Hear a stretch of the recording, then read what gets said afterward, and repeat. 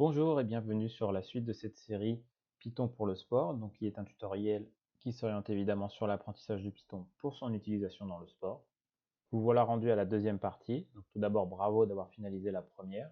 J'espère avoir répondu à vos attentes et vous avoir donné envie d'en apprendre davantage. À présent, on va s'intéresser aux librairies ou packages en Python. Alors, qu'est-ce qu'une librairie ou un package? C'est une extension en quelque sorte qui va permettre de réaliser des tâches plus spécifiques avec Python. Par exemple, réaliser des maths, des stats, de la représentation graphique, du machine learning, etc. Donc aujourd'hui, la librairie à laquelle on va s'intéresser, c'est NumPy. Donc NumPy, ça vaut pour Numerical Python, ou Python en anglais. Donc c'est une librairie qui tourne autour d'un type d'objet. Cet objet, c'est l'array. Donc array, ça signifie tableau en français. Et donc NumPy va nous permettre de générer des arrays à n dimensions. 1, 2, 3 dimensions, jusqu'à l'infini. Vous verrez que ces arrays sont très semblables à des listes, comme on avait dans le précédent cours. Et vous allez aussi voir que les méthodes d'indexing et de slicing sont très similaires, et ce, quelle que soit la dimension de nos arrays. Alors pourquoi ce format array est intéressant? Car il nous permet d'avoir des exécutions plus rapides avec de meilleurs calculs scientifiques. De plus, c'est un format qui est indispensable quand vous allez faire du machine learning. C'est-à-dire que quand vous allez créer un modèle de machine learning, les données que vous allez devoir présenter, elles vont devoir avoir ce format array. En matière de librairie ou package, je vous invite aussi à aller voir les documentations dédiées à ces librairies. Donc vous voyez ici à l'écran, on est sur le site de NumPy, je vous mettrai le lien dans la description. Et ici, vous trouvez à peu près toutes les informations que vous pouvez sur NumPy. Donc si vous allez ici dans documentation, vous allez trouver un tutoriel également. Donc ce tutoriel peut être un peu technique peut-être à lire et à aborder, mais n'hésitez pas à aller compléter et à aller chercher l'information vraiment plus spécifique que vous souhaitez. Également ici, si vous allez dans API et références, vous allez pouvoir trouver toutes les méthodes et fonctions de la librairie. Donc par exemple, après, vous sélectionnez, il y a plusieurs filtres. Et voyez ici, vous avez la liste de tout ce que vous pouvez faire avec NumPy. Alors est-ce qu'il faut aller les lire un par un pour tous les connaître? Non. Je pense qu'il y a assez peu de personnes, voire personne, qui connaît l'entièreté des fonctions et méthodes qu'offre une librairie. Après, si ça vous tente, rien ne vous empêche de le faire. Si vous avez un peu de temps, vous pouvez parcourir rapidement les fonctions une à une et essayer de comprendre à quoi elles servent. L'idée plutôt, c'est de se poser la question de qu'est-ce qu'on veut réaliser, et une fois qu'on sait ce qu'on veut réaliser, essayer d'aller trouver dans la librairie, donc ici dans notre exemple ce serait NumPy, quelle fonction nous permet de réaliser ce qu'on veut faire.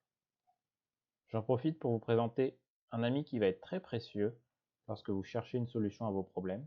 Ça s'appelle Stack Overflow. Donc Stack Overflow, c'est un forum d'entraide orienté autour de l'IT. Quand vous êtes sur la page d'accueil de Stack Overflow, vous avez une barre de recherche ici. Vous indiquez le langage de code que vous utilisez et vous décrivez brièvement votre problème. Vous allez tomber sur différents topics de personnes ayant rencontré les mêmes problèmes et des utilisateurs qui ont proposé des solutions.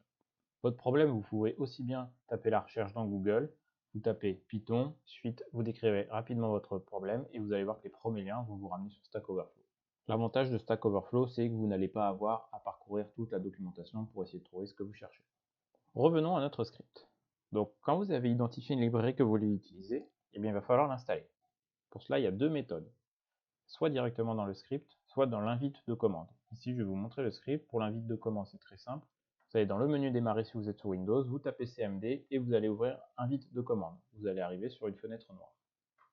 Donc, dans notre script, quand on veut installer une librairie, on ouvre un bloc de code, on met un point d'exclamation, pip, install. Ça, c'est la commande de base pour dire, en gros, installe-moi quelque chose. Et ce quelque chose, on doit le placer après. Donc ici, NumPy.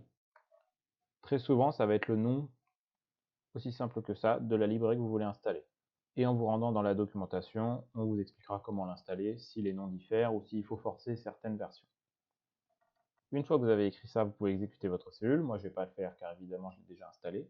Vous allez avoir un petit temps de chargement et d'un coup, va apparaître un message comme quoi NumPy a bien été installé. Si vous êtes dans l'invite de commande, il suffit de rédiger la même chose, sans le point d'exclamation.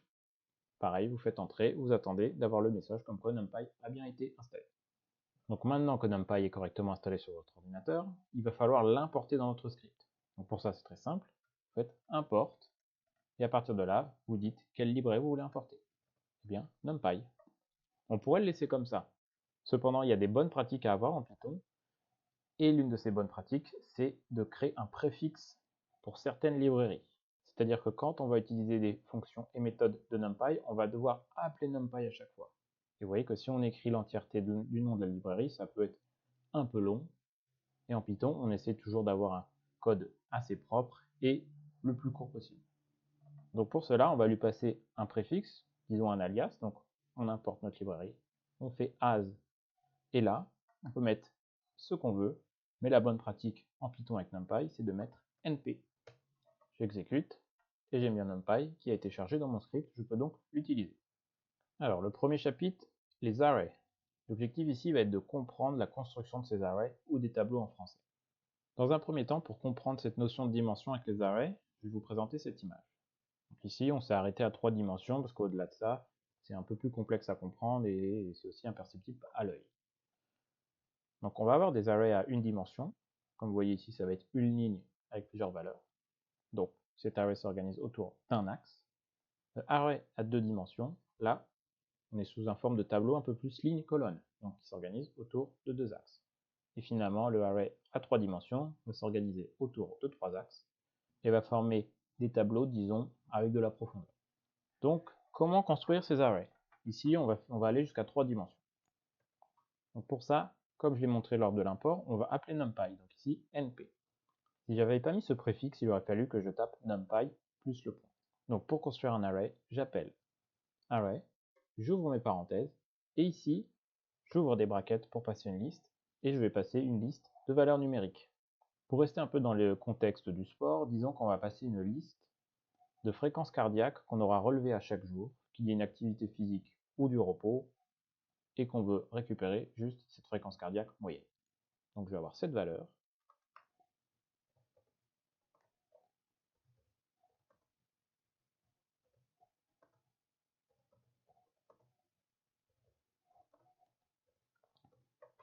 J'ai donc mes 7 valeurs. Vous voyez que quand j'exécute, j'ai bien un array avec mes valeurs. Donc celui-ci, on va l'enregistrer sous un objet. Si j'appelle cet objet, j'ai bien mon array. Vous noterez ici que j'ai passé des valeurs intégrales. Vous pouvez aussi bien passer des valeurs décimales. Et si dans votre liste, vous passez une seule valeur au format décimal, tout le reste sera converti au format décimal. Alors, pour un array en 2 dimensions, pareil, on va créer un objet, toujours le même process, j'appelle la fonction array, j'ouvre une première paire de brackets, et je vais réouvrir 2 brackets séparés par des virgules. On est un peu sur la notion de liste dans liste qu'on a vu dans le premier cours. Donc ici, pour faire simple, je vais copier ceci, et pour le deuxième, on va juste ajouter une valeur de 10 à chaque valeur. Ici, si vous voulez plus de lisibilité sur ce qui va être la sortie de votre fonction, vous pouvez aller à la ligne et ce sera aligné. On appelle cet array de 2 dimensions. J'ai bien un array de 2 dimensions. Vous voyez ici que j'ai 2 lignes. On va dire que les 2 dimensions sont représentées par chaque liste. Finalement, la 3 dimensions,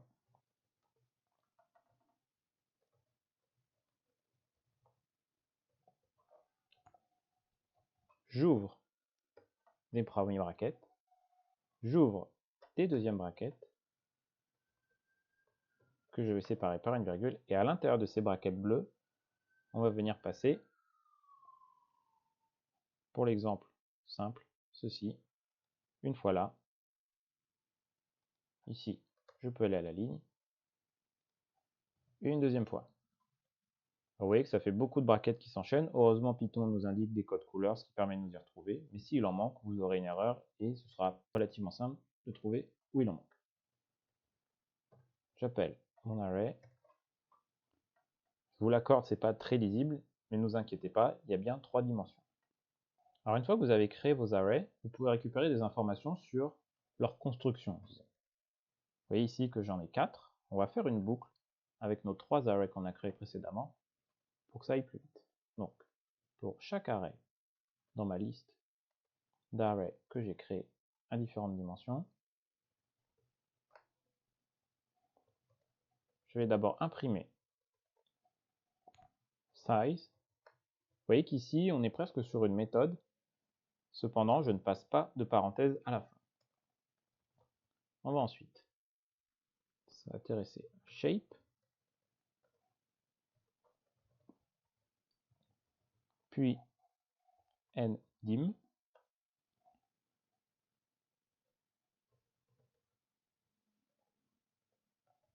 Et finalement, dtype. Je pense que juste par le nom, vous comprenez un peu ce que ça va nous retourner. Et finalement, une séparation pour la lisibilité. J'exécute. Donc pour rappel, mon premier array ici étant une dimension, puis deux dimensions, puis trois dimensions.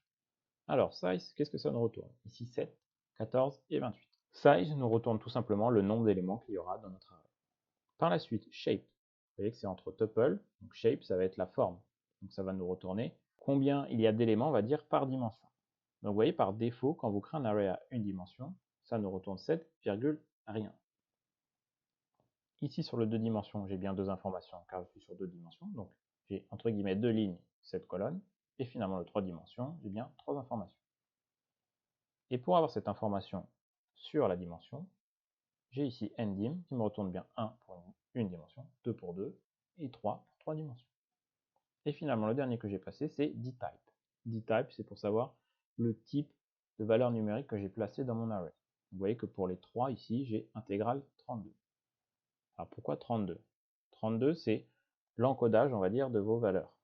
C'est 32 bytes. C'est la mémoire que ça va prendre sur votre ordinateur pour enregistrer ces valeurs-là. Alors en quoi c'est important à connaître? Mais il faut savoir qu'un plus grand nombre de bytes pour une valeur va permettre d'être plus précis dans vos calculs, mais d'être moins rapide.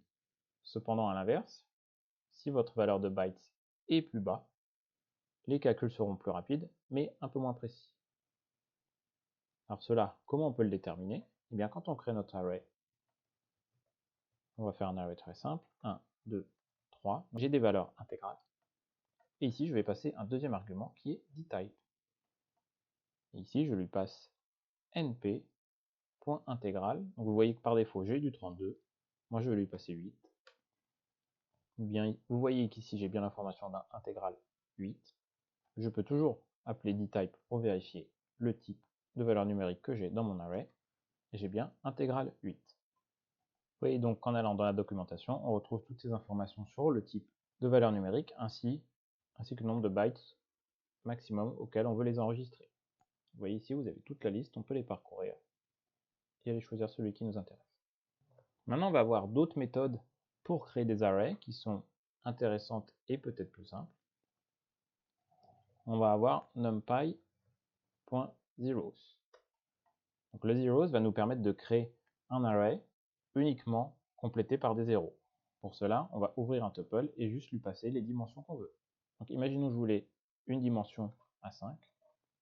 Je lui tape 5, j'ai bien 5 zéros. Je veux deux dimensions, je passe 2 par 3, j'ai bien 2 et 3. On peut même aller sur de la 3 dimensions, imaginons 7. J'en ai bien deux éléments, 3 lignes, 7. On va voir le np once, qui va finalement faire la même chose que 0, mais retourner des 1. Voilà. Donc ça, à quoi ça sert? Eh bien ça sert plutôt en machine learning, où vous allez vouloir créer une matrice. Disons qu'un tableau a plus d'une dimension, on appelle ça aussi une matrice.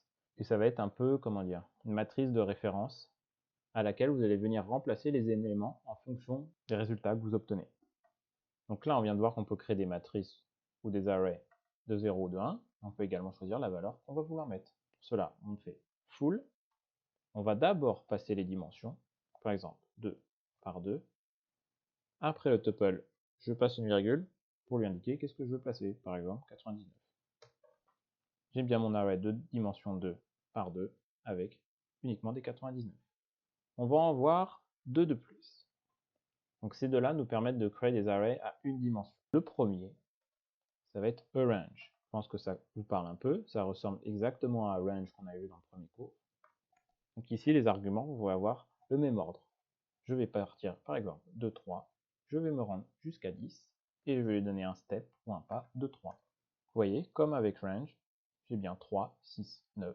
Et arange est aussi bien exclusif sur la dernière valeur du range qu'avec range qu'on a vu dans le premier cours. Je m'arrête bien à 9 et je n'ai pas le 10. On va aussi voir line space. Donc ici, comme au-dessus, je lui passe les deux premiers arguments de mes bornes. Disons 2 jusqu'à 10. Et mon troisième argument, ça va être de dire combien d'éléments ou de valeurs numériques je veux entre ces deux bornes. Par exemple, 120. Voilà ce que ça nous retourne. Et donc, qu'est-ce qui s'est passé pour ces 120 valeurs numériques que j'ai souhaitées? Eh bien, NumPy a créé un écart entre chaque valeur qui est égal. C'est très simple, entre ces 120 valeurs numériques, il y a un écart qui est égal. Donc ceci, c'est beaucoup utilisé quand on veut faire de la représentation graphique pour lisser les courbes où on a peu de points. On vient rajouter beaucoup de points pour avoir une courbe plus lisse, comme je le mentionnais. Maintenant, on va s'intéresser à un module intégré dans NumPy qui s'appelle Random.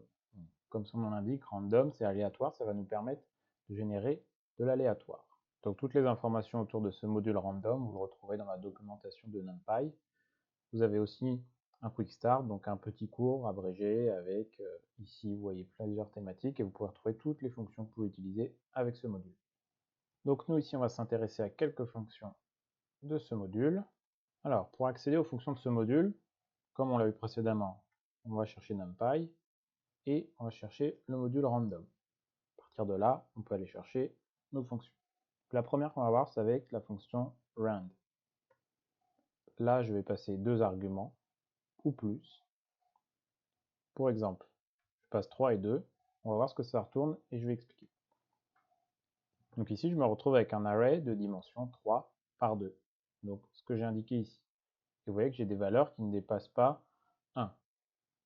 Donc round, ce que ça fait, ça retourne une matrice, ou un array si vous voulez, avec les dimensions qu'on va indiquer ici. Et toutes les valeurs dans ce array auront une valeur donc entre 0 et 1.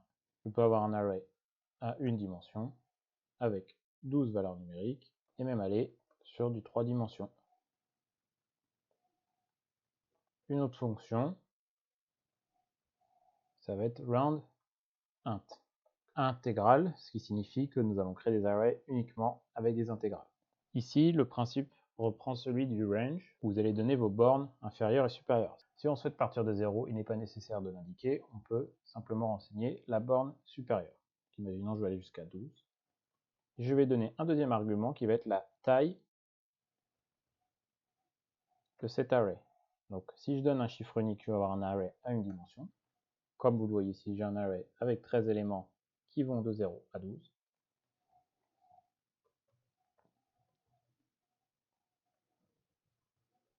Et donc ici, on peut dire que je veux partir de 4 et me rendre jusqu'à 16, et que je veux un array, cette fois-ci, à deux dimensions. Donc dans size, je vais placer les dimensions dans un tuple, disons 4 par 5. Et j'ai bien mon array de 4 par 5, avec des valeurs intégrales, qui sont comprises entre 4 et 15, car la borne supérieure est toujours exclusive. On va voir maintenant round n. Donc n tient pour normal. Comme la première fonction qu'on a vue de ce module random, on va placer les dimensions de l'array souhaité, et ça va nous retourner donc ce fameux array aux dimensions souhaitées, et les valeurs seront issues d'une distribution normale. Par exemple, si je fais 4 par 4, j'ai bien 4 par 4 avec des valeurs issues d'une distribution normale. Alors selon votre niveau, la distribution normale est peut-être en avance dans ce cours, mais c'est quand même important de la nommer car c'est vraiment une notion essentielle en statistique. Maintenant, on va voir random sample, qui au final fait la même chose que la première fonction qu'on a vue, qui était juste round. Ici, vous placez dans un tuple les dimensions souhaitées de votre array. Donc si c'est une dimension, pas besoin de ce tuple. Donc j'ai bien un array avec 4 éléments, et les valeurs, donc comme la première fonction, sont des valeurs comprises entre 0 et 1. J'ai bien 2 et 6 éléments. Et finalement, on va voir une dernière fonction, qui est la fonction shuffle. Donc pour cela, je vais d'abord créer un premier array.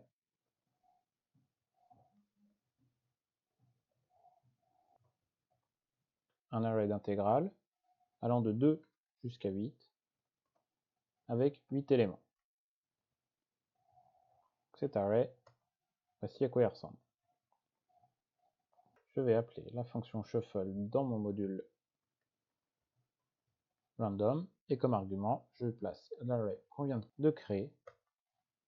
Donc, vous voyez que l'action s'est passée, mais ça n'a rien retourné. À ce moment-là, je dois faire réapparaître mon array.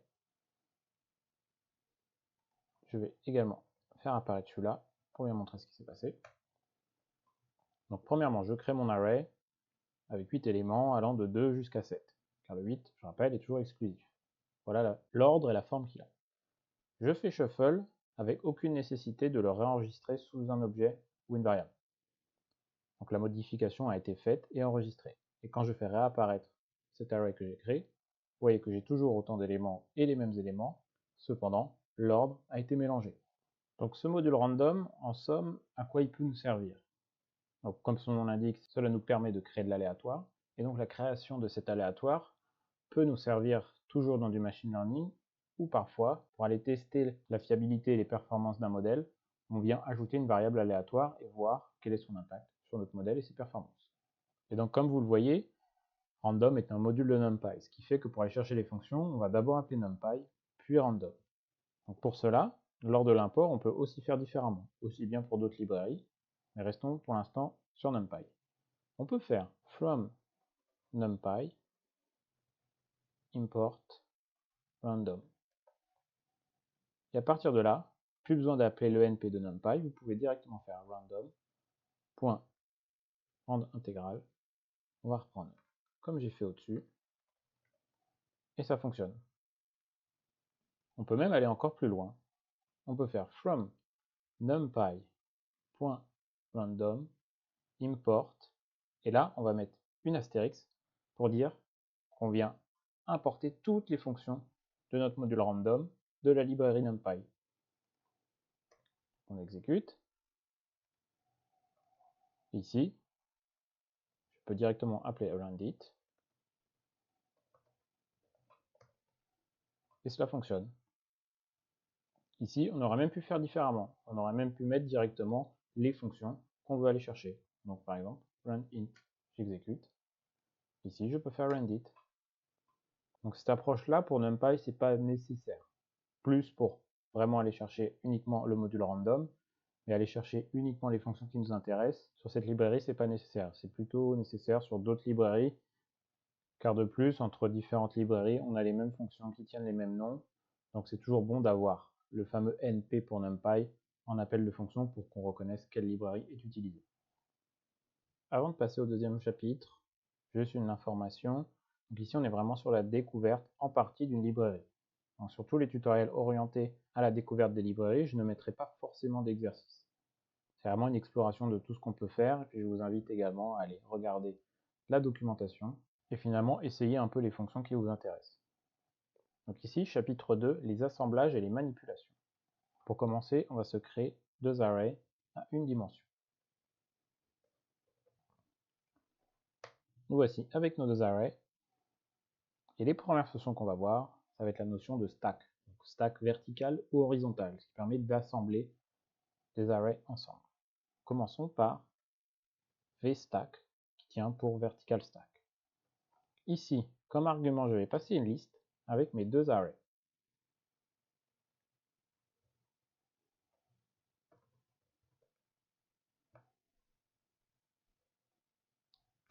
Et donc vous voyez que mes deux arrays que j'écris ici ont été ajoutés verticalement, donc l'un en dessous de l'autre. Si je reprends la même chose et que cette fois-ci, à la place du V, je mets un H pour horizontal, vous voyez que mes deux arrays ont plutôt été ajoutés l'un à la suite de l'autre pour créer un seul et unique array. Pour l'instant, comme argument, on a donné deux arrays. Maintenant, voyons avec vstack, si je place comme unique argument un array, notamment à une dimension, et bien vous voyez qu'il a pris les éléments un à un et qu'il les a stackés entre guillemets l'un en dessous de l'autre de façon verticale. Et voyons avec hstack, qu'est-ce qui se passerait si on avait un array à deux dimensions. Donc, alors là, j'appelle display, on n'a pas encore vu. Display, c'est un peu dans la même idée que print. La différence, regardez, quand je appelle print juste en dessous, j'ai vraiment plus de détails avec display qui me notifie bien que j'ai un array, alors que print va vraiment uniquement me retourner l'array sans l'information array. Pour en revenir, nous avons notre array à 2 dimensions de 3 par 3. Et si cet array, je le passe dans ma fonction hStack comme unique argument, eh bien il va reprendre chaque ligne, si je puis dire, et les mettre bout à bout, une à une, pour me retrouver finalement avec un array à une seule dimension. On va voir deux autres fonctions pour faire de l'assemblage. On va voir column stack. Comme argument, je place une liste avec mes deux arrays à une dimension. J'exécute. Qu'est-ce qui s'est passé? Alors attendez, au-dessus, je vais remettre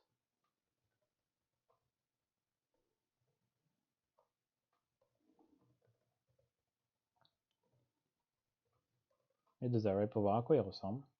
Un column stack a, comme on pourrait dire, itéré chaque élément en même temps de ces deux arrays pour les assembler ensemble pour faire un array. Donc il a bien pris le 120 et le 130 pour faire une ligne, le 170 et 180 pour faire une ligne, etc. jusqu'au 50 et 60.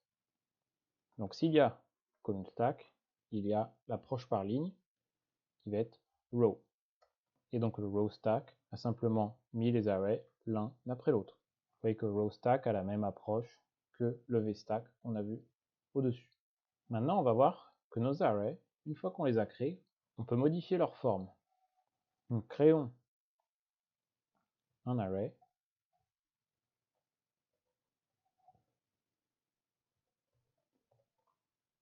Eh bien, cet array, on peut décider de changer ses dimensions ou sa forme en appelant la fonction reshape. Et dans reshape, on va passer comme argument les dimensions ou les formes qu'on souhaite.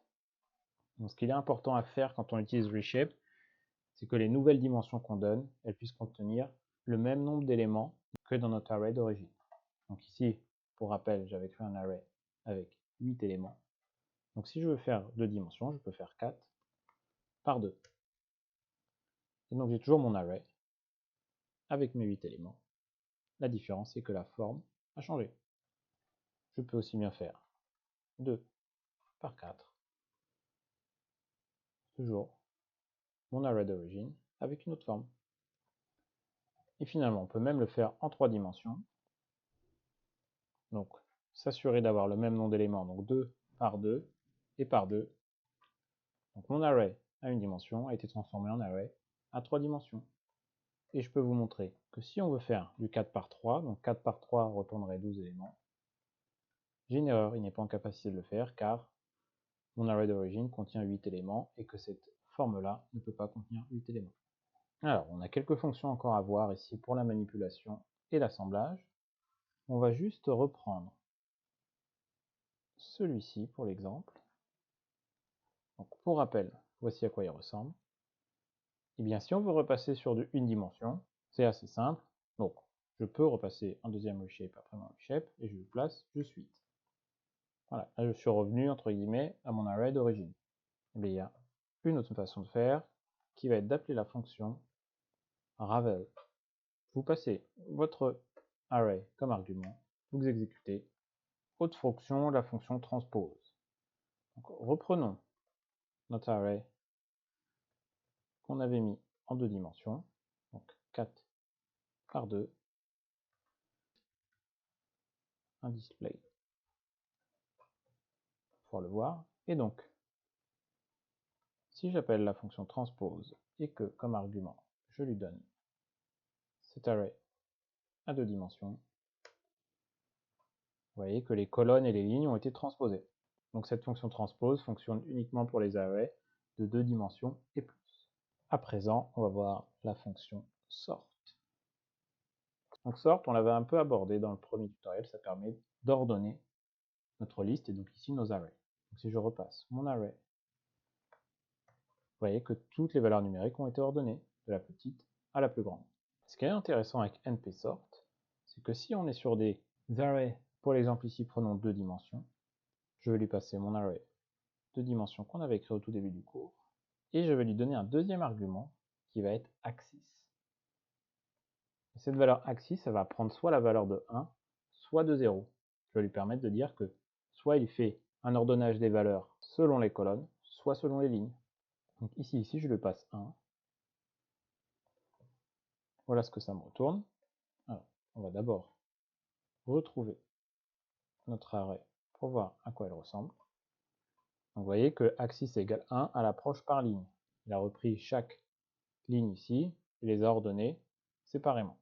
Et cette fois-ci, si axis, je lui passe la valeur 0, vous voyez que les éléments n'ont pas changé de place, mais qu'il a ordonné les valeurs dans ce sens. Comme ceci, comme ceci, comme ceci. Donc ici, ça ne se voit pas car mon array était déjà arrangé. On va le reprendre.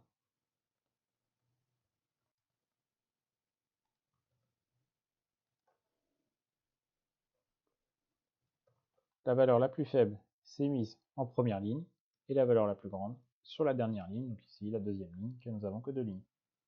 Nous allons passer au chapitre 3, qui est l'indexing et le slicing. Donc si vous avez suivi mon premier tutoriel, vous allez voir que l'approche est quasiment la même qu'avec des listes. On va d'abord s'intéresser à des arrays au format une dimension. Reprenons l'array que j'avais au début du cours. Voici la forme qu'il a. Et maintenant cet array, disons que je veux récupérer le deuxième élément, 1. Car pour rappel, en Python, l'indexing commence par 0. Je me retrouve avec la valeur numérique 270. Je veux la dernière, je peux donner des valeurs négatives, j'ai bien le 50. Si je passe moins 2, j'ai 165. Et donc pour le slicing, on peut dire que je veux commencer au troisième élément, donc l'index 2, et que je me rende jusqu'au dernier. Je commence bien au 0, 1, 2, 75, jusqu'à 165, car pour rappel, dans le slicing, la dernière valeur est exclusive. Un autre exemple, je veux partir de ma valeur d'index 1 jusqu'à la valeur d'index 3, donc je passe 4. Donc je commence bien au 170, j'ai ma valeur à l'index 2 et ma valeur à l'index 3. À présent, quand on est sur un array à 2 dimensions, donc reprenons toujours notre array de début de cours. À présent, quand je fais de l'indexing, je vais devoir passer 2 arguments séparés par une virgule. Donc le premier argument va indiquer laquelle des 2 listes je veux aller chercher. Donc par exemple 0, ce qui indique que je vais aller chercher ma première liste que j'ai surlignée ici. Et par la suite, je peux lui dire 2 pour aller chercher l'élément à l'index 2. J'ai donc bien 175. J'ai tapé 1 et 2, j'avais 85. Et imaginons que vous voulez récupérer des éléments sur les 2 lignes au même index.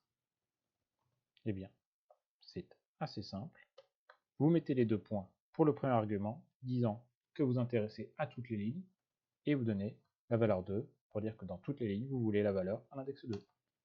Et je me retrouve avec un nouvel array avec bien 75 et 85. Un dernier exemple, je veux aller chercher dans ma deuxième liste, donc index 1, tous les éléments commençant à l'index 3 jusqu'à l'index 5, donc je place 6, et j'ai bien 170, 90 et 175. Pour les arrays en 3 dimensions, je pense que vous avez commencé à comprendre comment cela fonctionne. Si je veux, disons le 120, eh bien je dois d'abord aller dans mon premier élément, donc mon premier groupe de lignes, disons, de liste. Une fois que j'ai choisi donc celui-ci, je vais devoir lui dire, eh bien je veux ma première ligne ou liste, 0. Et finalement, une fois que je suis dans cette ligne ou liste, je veux le premier élément, 0. J'ai bien 120. Et vous pouvez toujours combiner du slicing à tous les niveaux. Par exemple, je veux tout dans mes 2 listes. Et dans mes 2 listes, je veux aller chercher à chaque fois la deuxième liste. Et je veux l'élément en troisième index. Donc j'ai bien 170 et 170.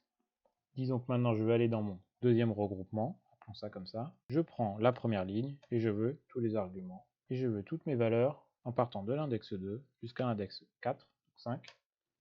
J'ai bien 175, 160 et 80. Donc vous avez bien compris que quand on passe à des dimensions supérieures, on va devoir donner autant d'arguments qu'il y a de dimensions dans notre array. Donc maintenant qu'on a vu cet indexing et ce slicing, on va voir comment remplacer les valeurs dans notre array à l'aide de ces méthodes d'indexing et de slicing.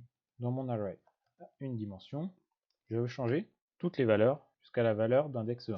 Donc 120 et 170. Rappelez, dans le premier cours, j'avais dit que quand on fait un remplacement avec du slicing, il faut que l'on retourne des valeurs de même dimension. Donc si dans ma liste, je souhaitais modifier une partie en sélectionnant 2 éléments, il fallait que je replace 2 éléments de remplacement. Et bien, avec NumPy, on peut donner tout simplement une seule valeur. Et donc, ce sont toutes les valeurs du slicing qui prendront la valeur de remplaçant. On peut faire de même avec du 2 dimensions. Donc, par exemple, je veux que dans ma deuxième ligne, tous les éléments à partir de l'index 3 jusqu'à 5 aient une valeur de 88. 3 éléments ont pris la valeur de 88. On peut également faire un remplacement dit détaillé. Donc pour revenir à la notion qu'on a eue dans le premier tutoriel avec le remplacement avec les listes, ici c'est le même principe. Il faut s'assurer par contre que le remplacement détaillé fasse les mêmes dimensions que le slicing qu'on a choisi. Si je reprends mon array à 2 dimensions, prenons toutes les lignes et changeons toutes les valeurs commençant à l'index 2 et se finissant à l'index 4. Donc là, avec ce slicing, je me retrouve, vous voyez, avec un array toujours avec 2 lignes et avec 3 arguments. Et bien si je veux modifier un à un ces 6 valeurs, je dois repasser une liste avec 2 listes à l'intérieur. Et donc ici, prenons un exemple simple.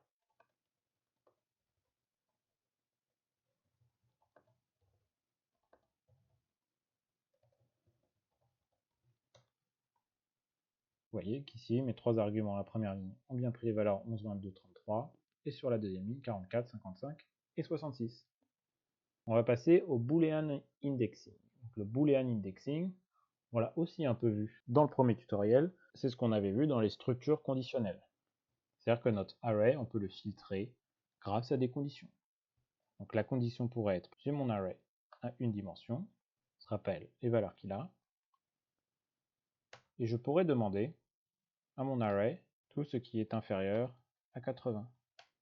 Qu'est-ce que ça me retourne? Eh bien ça me retourne un array avec la réponse à ma condition, donc c'est une valeur booléenne, d'où le nom de boolean indexing, et j'ai bien false, false, true, false, false, false, true. Vous voyez bien que les valeurs inférieures à 80 prennent une valeur booléenne de true.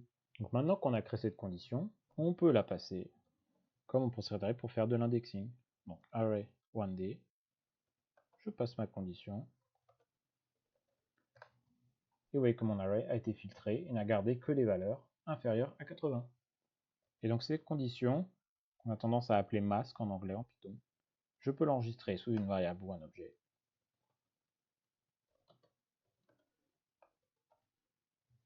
Et lorsque je fais mon indexing, j'ai juste à appeler cet objet mask. Et enfin, comme on l'avait vu avec les structures conditionnelles, on peut combiner plusieurs conditions. Par exemple, je pourrais lui demander, dans un premier temps, de me retourner les valeurs inférieures à 80 et les valeurs supérieures à 65. Et donc, il ne me reste plus que le 75 de mon array original. Donc ce boolean indexing, il permet de filtrer des arrays pour récupérer des valeurs selon des filtres souhaités. Mais grâce à ce filtre plus spécifique, on peut aussi procéder à du remplacement.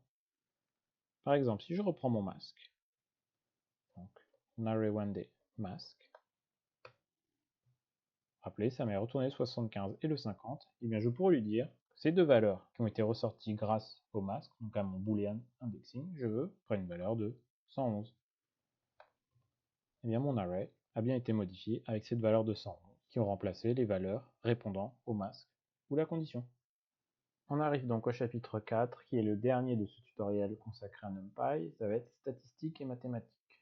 Donc ici on va voir en revue un certain nombre de fonctions qui permettent de faire des calculs stats et maths.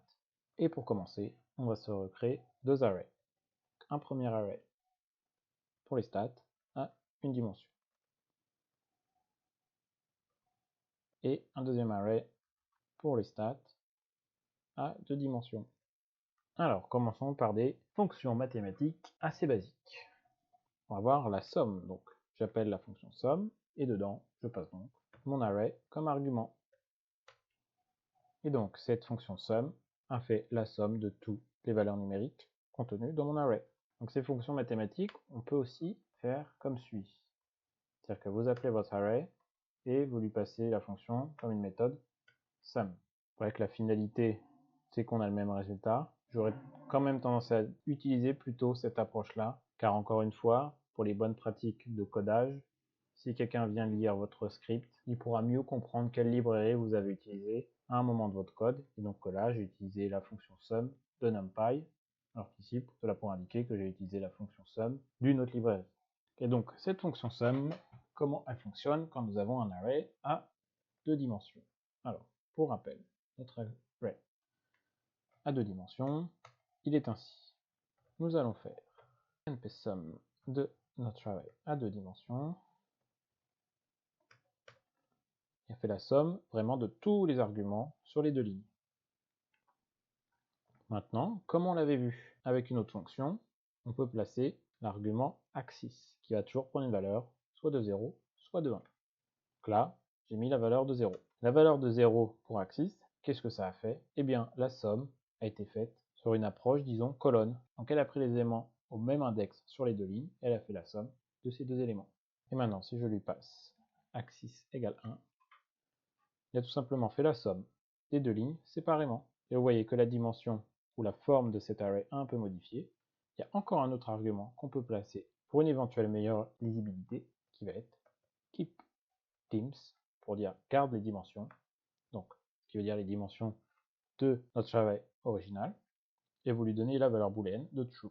Donc vous voyez, j'ai bien les sommes de mes deux lignes en gardant la même dimension. On va voir trois fonctions qui permettent d'arrondir des valeurs numériques décimales. Donc la première, ça va être npRound. Donc au final, ça ressemble vraiment à la fonction round qu'on avait utilisée dans le premier tutoriel. Et comme argument, on va lui passer un array très simple avec des valeurs décimales. Donc volontairement, j'en fais une qui dépasse 0.5 et une qui est en dessous de 0.5. Avec NumPy, quand c'est au-dessus de 0.5, ça arrondit à l'entier supérieur. Quand c'est en dessous, ça arrondit à l'entier inférieur. Et on avait vu avec la fonction built-in de Python que le round n'avait pas ces mêmes règles en termes d'arrondi. Si je reprends ce même principe, et cette fois-ci j'utilise la fonction floor comme sol. Bien, vous voyez par le résultat, on comprend ce que fait la fonction. Floor va faire un arrondi à l'entier inférieur. Peu importe si dans la règle, les valeurs après la virgule sont au-dessus ou en dessous de 0.5. Et forcément, s'il y a floor, il y a son opposé qui est sail. Et vous vous doutez bien que mon array a été arrondi à l'entier supérieur. Dans le prochain bloc de code, on va voir toute une série de fonctions mathématiques de base. Mean, pour avoir la moyenne.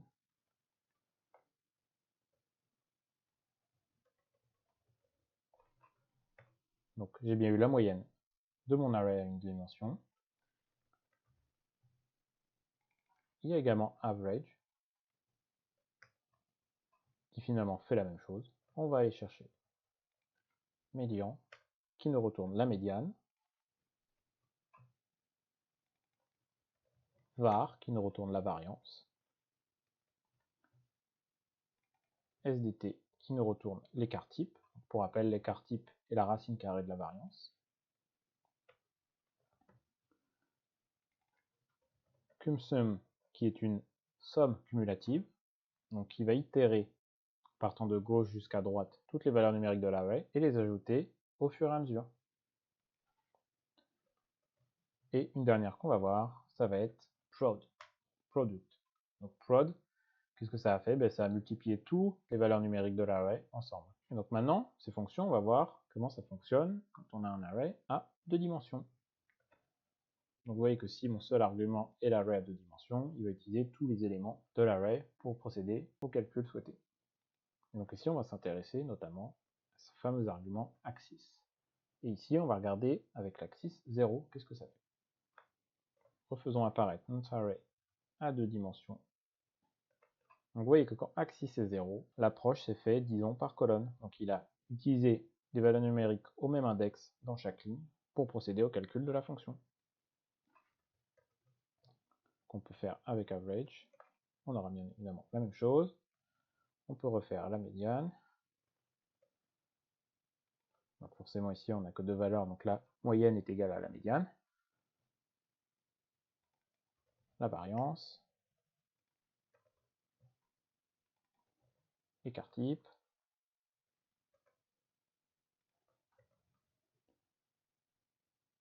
La somme cumulative. Et finalement le produit. Et donc maintenant reprenons tout ça, mais utilisons valeur 1 pour l'argument axis. Donc là, il a vraiment pris les lignes indépendamment. Donc si vous voulez, pour mieux comprendre, on peut toujours garder les dimensions de notre array original. On va tous les repasser assez rapidement. Donc vous voyez, average retourne la même chose que mean, médiane, la variance, l'écart type, la somme cumulative. Alors vous voyez qu'ici, la fonction de somme cumulative ne prend pas l'argument keepDims. Donc on peut la retirer. Et vous voyez qu'elle a pris chaque ligne, et sur chaque ligne, elle a fait la somme cumulative. Et finissons par prod. Et vous voyez qu'ici, une valeur négative. Pas logique, car si on fait le produit de valeurs positives, c'est impossible d'avoir une valeur négative. Mais qu'est-ce qui s'est passé ici? Donc c'est une notion que j'ai abordée plus tôt dans le cours, et notamment, vous savez, sur les bytes qui permettent d'enregistrer vos valeurs numériques à un certain format sur la mémoire de votre ordinateur. Et ici, j'ai une valeur négative, car le format ou le nombre de bytes de mes valeurs numériques est trop faible pour procéder au calcul. Donc vous voyez, si on reprend cette ligne-là, et que je la passe dans un array simple, si je refais le produit, j'ai toujours cette valeur négative. Donc vous vous souvenez que par défaut, ici, le type est un intégral 32. Donc on peut aller un niveau au-dessus en termes de mémoire en bytes, qui va être un intégral 64 bytes. Et là, le produit a pu être réalisé. Maintenant, voyons les percentiles et les quantiles. Alors il y a deux fonctions qui permettent de faire le même calcul, c'est np percentile et np quantile. Donc vous placez votre array, donc on va utiliser celui à une dimension.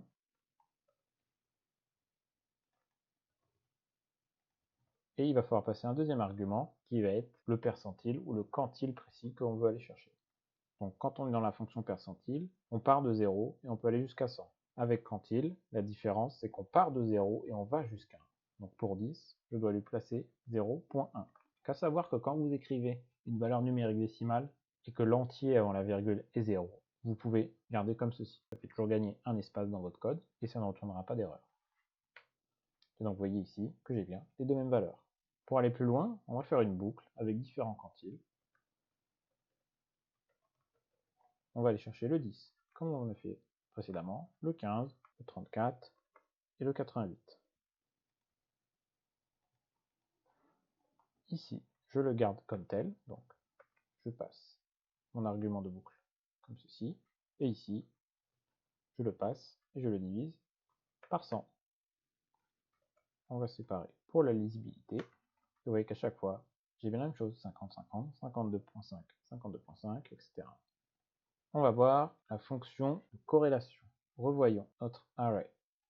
Cette fois-ci, à deux dimensions, car pour utiliser la fonction du coefficient de corrélation, il faut que notre array ait une dimension d'au moins deux dimensions. Donc j'appelle cette fonction qui se nomme cor, coef, et je lui passe mon array, et j'exécute. Comment lire ce résultat? Eh bien, le coefficient a été calculé en comparant les lignes entre elles. Et évidemment que le 1 a comparé les deux mêmes lignes ensemble. Pour mieux comprendre cette approche par ligne, on va aller chercher plus que de lignes dans notre array. Donc on va créer un array avec des valeurs allant de 40 jusqu'à 200 et de dimension 5 par 3. Je vais calculer le coefficient de corrélation de cet array. Vous voyez que ma matrice de corrélation a bien une dimension de 5 par 5, car elle a une approche par ligne, et j'ai bien 5 lignes. Vous allez aussi peut-être avoir des arrays avec beaucoup de valeurs qui se répètent, et donc pour les retrouver, il suffit de faire np.unique, vous placez votre array, et ça vous retourne un autre array avec les valeurs uniques classées en ordre croissant. Donc ici, dans l'array qu'on avait créé par défaut, il n'y avait que des valeurs uniques. Mais vous voyez que ça a été ordonné. Maintenant, si je suis sur l'array à 2 dimensions, ici, il a repris tous les éléments des deux arrays pour créer un seul array et les ordonner en ordre croissant. Et encore une fois, on va pouvoir passer l'argument axis ici. Donc si je lui place le 0, il a eu une approche, disons par colonne, qu'il a trié les éléments au même index entre eux. Je vais juste faire réapparaître mon array pour qu'on se rappelle. Vous voyez qu'ici, le 80 est passé au-dessus, 90 en dessous, etc., etc. Maintenant, si axis, on lui donne une valeur de 1, il a pris les lignes indépendamment et les a triées. Et finalement, avec np unique, il y a aussi un argument qu'on peut passer, qui peut être intéressant pour nous retourner une information supplémentaire. Ça va être return counts. Et on va lui donner une valeur booléenne de true.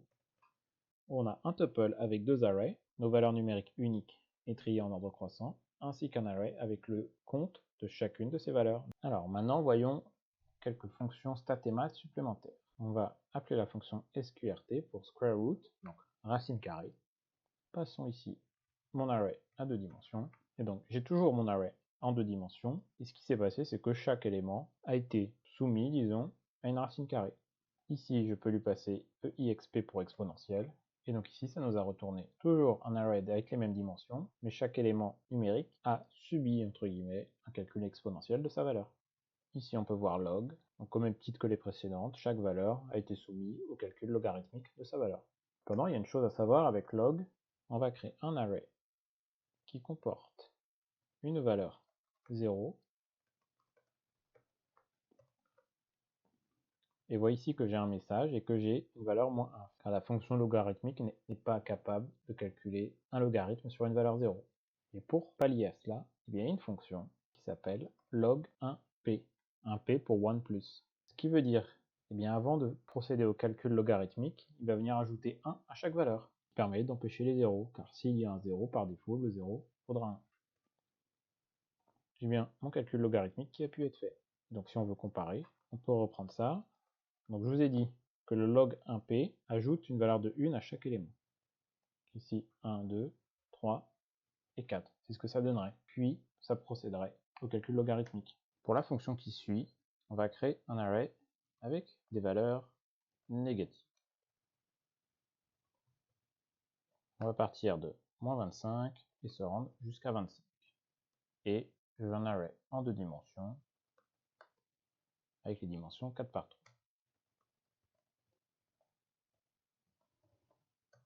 Et la fonction qu'on va utiliser dans NumPy, c'est la fonction absolue. Et comme son nom l'indique, ça va nous retourner l'ensemble de notre array avec les valeurs absolues. Comme on voit ici, toutes les valeurs négatives sont devenues positives. À présent, on va voir les opérations mathématiques de base qu'on peut également faire avec NumPy. Donc reprenons notre array pour les stats. Et à cet array, avec la fonction add, on va passer donc cet array en premier argument. Et le deuxième argument va être une valeur qu'on veut ajouter à notre array. Donc prenons 10. Et vous voyez que chaque élément de mon array s'est vu ajouter la valeur de 10.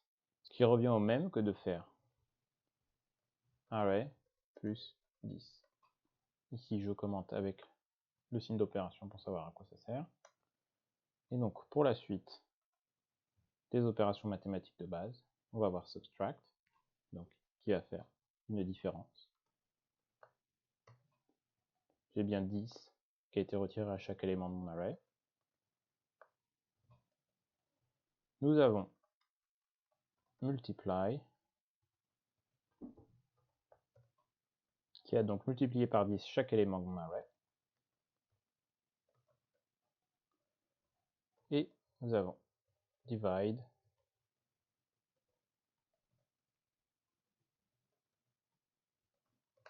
qui aura donc divisé chaque élément de mon array par 10. Et pour tout ce qui est division euclidienne, il n'y a pas de fonction pour le faire, du moins il me semble. Donc la méthode la plus simple, ça va être, comme je l'ai montré au début, d'appeler l'array et de procéder à la division euclidienne souhaitée, en fonction si on veut le quotient ou le reste. On a donc un array qui va nous retourner soit les quotients, soit le reste de notre division euclidienne. Et enfin, on a la fonction power qui va nous permettre de faire le calcul de puissance. Et donc on a bien chaque élément de mon array original qui a été élevé à la puissance de 2. Donc toutes ces opérations, on vient de voir avec un array à une dimension. Ça fonctionne très bien avec un array à 2 dimensions. Donc pour l'exemple ici, je vais juste utiliser add, mais le principe est le même avec toutes les autres opérations mathématiques. Sur un array à 2 dimensions, la valeur de 10 a été attribuée à chaque élément sur l'entièreté de mon array. De même avec une division euclidienne, c'est bien tous les éléments qui ont été soumis à la division euclidienne et qui vont me retourner soit le quotient, soit le reste. Ces fonctions d'opération mathématique, on peut décider d'ajouter une valeur à notre array, mais on peut également passer comme argument un autre array. Faire une démonstration. Imaginons que je veuille multiplier deux arrays entre eux.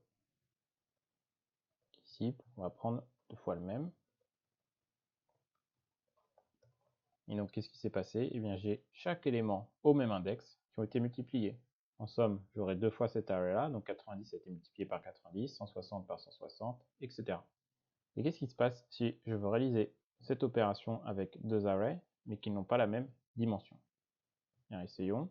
Imaginons que je veuille multiplier mon array à 2 dimensions avec mon array à 1 dimension. Eh bien, ce qui s'est passé, on va d'abord faire apparaître nos deux arrays pour bien comprendre. Ce qui s'est passé, c'est que dans chaque ligne, au même index, la multiplication s'est faite avec l'élément au même index, cette fois-ci dans l'array à 1 dimension. Donc 90 fois 90, 90 fois 80, qu'on a bien ici, les deux ici, etc. Il en est de même pour add. J'ai toujours mon array à 2 dimensions, et mon array 1 a été ajouté à chaque ligne de chaque élément de mon array à 2 dimensions. Et ça, vous voyez qu'on peut l'écrire dans le sens... Et pour ce procédé, on peut placer les arguments dans l'ordre qu'on veut, on aura le même résultat. Juste une mise en garde quand on effectue ces opérations mathématiques en utilisant deux arrays comme argument. Le mieux, c'est par l'exemple, et on va décortiquer l'erreur. Si je reprends mon array à 2 dimensions, imaginons que je veux y ajouter un autre array à 1 dimension. Cette fois-ci, je le crée. Je vais lui passer uniquement 3 éléments. J'exécute, j'ai une erreur. Donc l'erreur m'indique que le calcul ne peut pas être effectué, car les shapes ou les formes, on va dire un peu les dimensions, ne sont pas les mêmes. Vous voyez qu'on est ici de 2 par 6, ici on est uniquement à 3. En réalité, ici le problème, c'est que mon array à une dimension n'a que 3 éléments. Et pour que le calcul se fasse, il faut qu'il y en ait 6, car dans mon array à 2 dimensions, j'ai, comme ici, 2 lignes, et dans chaque ligne, il y a 6 éléments. On va passer à une dernière partie qui est les NaN pour Not a Number. Donc Not a Number, ça va revenir souvent dans vos projets où vous allez télécharger des séries de données, des bases de données, où le référencement sera mal fait ou non fait. Et quand vous allez vers votre document ou votre base de données, on vous retournera quand même une série de nombres, car il aura été reconnu que dans la colonne il y a des nombres, et les cases vides seront par défaut attribuées à Not a Number. Et NumPy permet de créer aussi des valeurs Not a Number, NP, NaN. J'ai bien un NaN ici. Donc pour vous montrer l'exemple et comment jouer, on va dire, avec ces not a number, on va créer un array avec des valeurs qui sont NaN.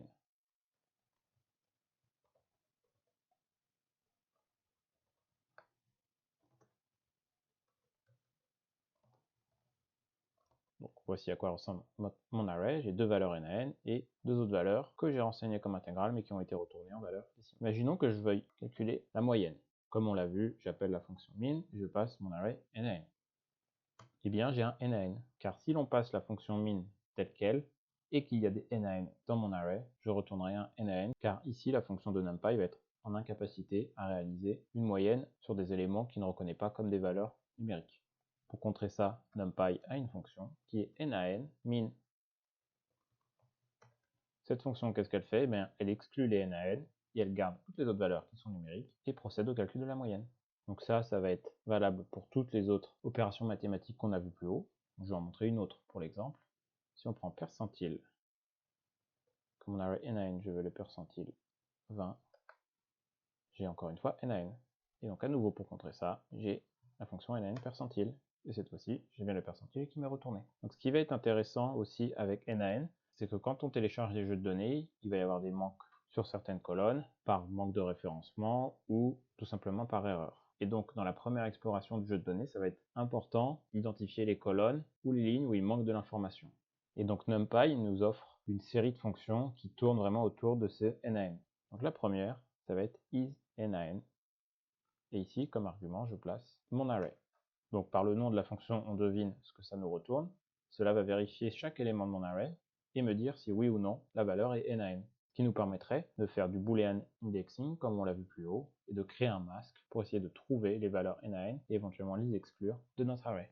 Maintenant, si on veut connaître le nombre de NaN dans notre array, donc ici c'est assez simple car on a un petit array, mais on peut en avoir un très grand, on procède à la même chose, et à la fin, j'en fais la somme. Bien deux éléments qui sont des NaN dans mon array. Donc ceci, je l'ai écrit comme cela, mais on aurait pu aussi l'écrire. Dernière chose qu'on va voir, qu'on est toujours sur notre isNA, on peut en faire la moyenne, qui va nous retourner un chiffre décimal, et si je le multiplie par 100, j'ai 50, qui correspond à 50% de mes éléments. Et effectivement, 50% des éléments de mon array sont des valeurs NaN. Donc ce calcul est beaucoup utilisé dans l'exploration d'un jeu de données, notamment pour connaître le pourcentage de valeurs NaN par variable, et éventuellement de créer un seuil pour éliminer les variables qui auraient un taux trop élevé de valeurs NaN. Nous voilà donc à la fin de ce deuxième tutoriel consacré à la librairie NumPy. Alors on a parcouru un pourcentage très faible de fonctions que nous propose cette librairie. Si vous voulez en découvrir plus, je vous invite à aller directement sur la documentation. Donc pour rappel, le lien est dans la description. Vous pourrez explorer et vous rendre compte que NumPy a également tout un module consacré à de l'algèbre linéaire ou à d'autres domaines mathématiques.